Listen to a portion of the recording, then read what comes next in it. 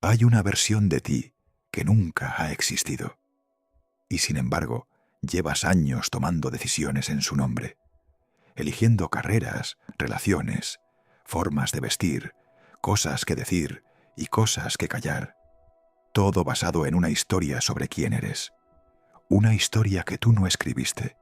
Y lo más perturbador no es eso. Lo más perturbador es que tu cerebro lleva años protegiéndola, defendiéndola, mintiendo por ella. Hoy vamos a ver exactamente cómo lo hace. Y por qué, cuando lo entiendas, algunas cosas de tu vida van a empezar a tener un sentido que antes no tenían. En 1972, el psicólogo Elliot Aronson describió algo que llamó la necesidad de consistencia cognitiva. La idea es simple, pero sus consecuencias son enormes. Tu cerebro no está diseñado para buscar la verdad. Está diseñado para buscar coherencia, para que todo lo que piensas, sientes y haces encaje con la historia que tienes sobre ti mismo. ¿Y qué pasa cuando algo no encaja? El cerebro lo descarta, lo minimiza, lo reinterpreta o directamente lo olvida. No porque seas deshonesto, sino porque la inconsistencia genera una incomodidad tan profunda que el cerebro prefiere distorsionar la realidad antes que tolerar la contradicción. Tiene un nombre: disonancia cognitiva, y opera en ti ahora mismo, aunque no lo notes. Piensa en la última vez que hiciste algo que contradecía tu imagen de ti mismo. Quizás eres alguien que se define como generoso y un día no ayudaste cuando podías haberlo hecho. ¿Qué pasó después? Probablemente tu mente encontró una razón. Estabas cansado. No era el momento. La otra persona tampoco se lo merecía tanto.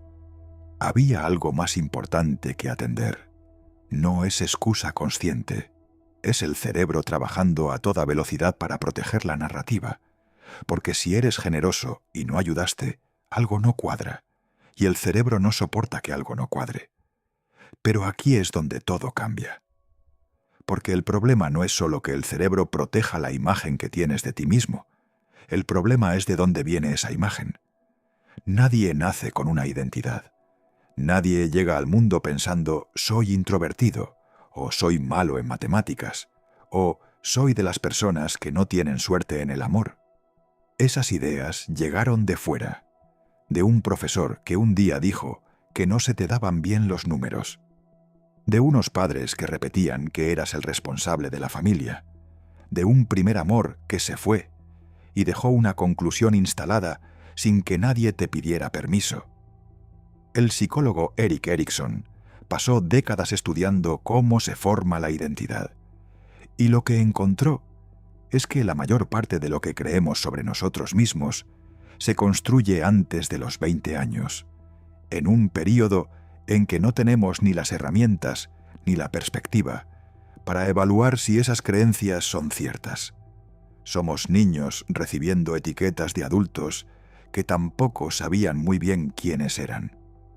Y luego pasamos el resto de la vida comportándonos como si esas etiquetas fueran verdades absolutas. Hay un experimento que ilustra esto mejor que cualquier explicación. En los años 60, la investigadora Jane Elliott dividió a su clase de primaria en dos grupos basándose en el color de ojos. Los niños de ojos azules, dijo, eran más inteligentes y capaces. Los de ojos marrones eran inferiores. En cuestión de horas, los niños de ojos azules empezaron a rendir mejor en los ejercicios. Eran más seguros, más participativos. Los de ojos marrones bajaron su rendimiento. Se volvieron más inseguros, más callados. Al día siguiente, Elliot invirtió los roles. Y los resultados se invirtieron también. Mismos niños, misma inteligencia real. Identidades completamente distintas según lo que les dijeron que eran. ¿Y sabes qué es lo más revelador de todo? Que los niños no lo cuestionaron, lo aceptaron, lo integraron y empezaron a actuar en consecuencia, igual que tú, igual que yo. Lo que nadie te dice es que la identidad no es un rasgo fijo, es un hábito narrativo, una historia que te cuentas una y otra vez hasta que empieza a sentirse como un hecho, y como todo hábito, tiene un mecanismo, un disparador, una rutina y una recompensa. El disparador es cualquier situación que active la pregunta implícita: ¿quién soy yo aquí?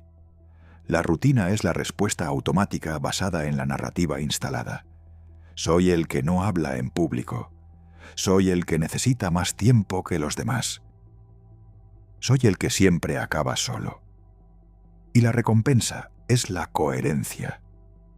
Esa sensación de que todo encaja, de que el mundo confirma lo que ya sabías sobre ti. El problema es que esa recompensa funciona aunque la historia sea falsa, aunque te esté limitando, aunque la hayas heredado de alguien que no te conocía de verdad. Entonces surge la pregunta que realmente importa.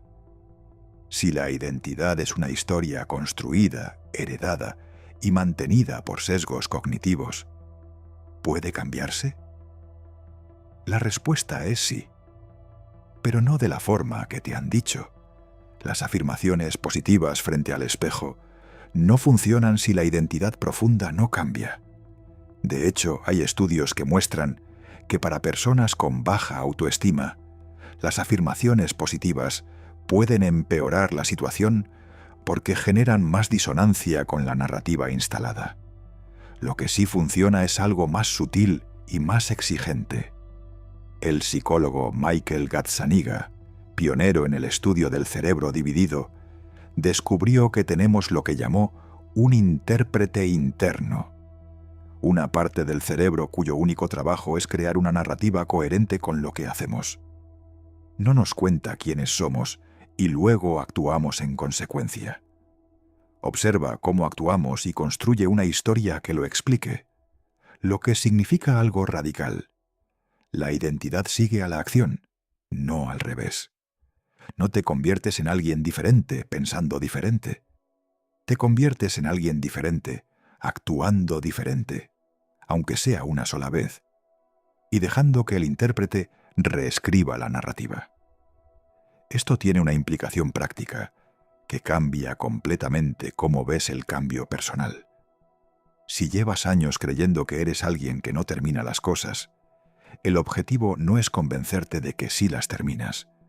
El objetivo es terminar algo pequeño, una cosa, irrelevante si quiere, y registrar que lo hiciste. No porque ese acto en sí importe, sino porque le da al intérprete interno una nueva evidencia con la que trabajar, un dato que no encaja con la narrativa antigua. Y si ese dato se repite, la narrativa empieza a agrietarse, no de golpe, no por inspiración, por acumulación de evidencia contradictoria que el cerebro ya no puede ignorar. Pero hay algo más que necesitas saber antes de terminar. Hay personas en tu vida que tienen interés en que tu narrativa no cambie, no de forma consciente ni maliciosa, en la mayoría de los casos. Pero cuando alguien cambia, los que le rodean se sienten descolocados.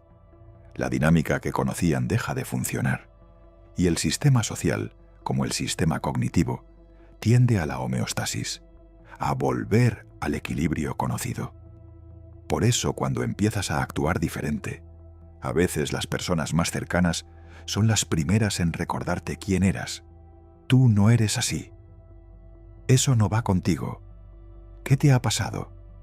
No es maldad, es el sistema social protegiéndose a sí mismo. Igual que tu cerebro protege su narrativa, los grupos protegen sus narrativas colectivas sobre cada miembro. Entender esto no significa desconfiar de todos. Significa que el cambio de identidad a veces requiere también un cambio de contexto, de conversaciones, de entornos, porque seguir siendo exactamente quien eras es mucho más fácil cuando todo a tu alrededor te lo recuerda constantemente. Entonces, ¿quién eres realmente? Probablemente no lo que crees, no porque seas menos de lo que piensas, sino porque la identidad es demasiado fluida, demasiado construida, demasiado dependiente del contexto como para caber en una etiqueta fija. Lo que sí puedes saber es esto: la historia que tienes sobre ti mismo no es un hecho, es una hipótesis.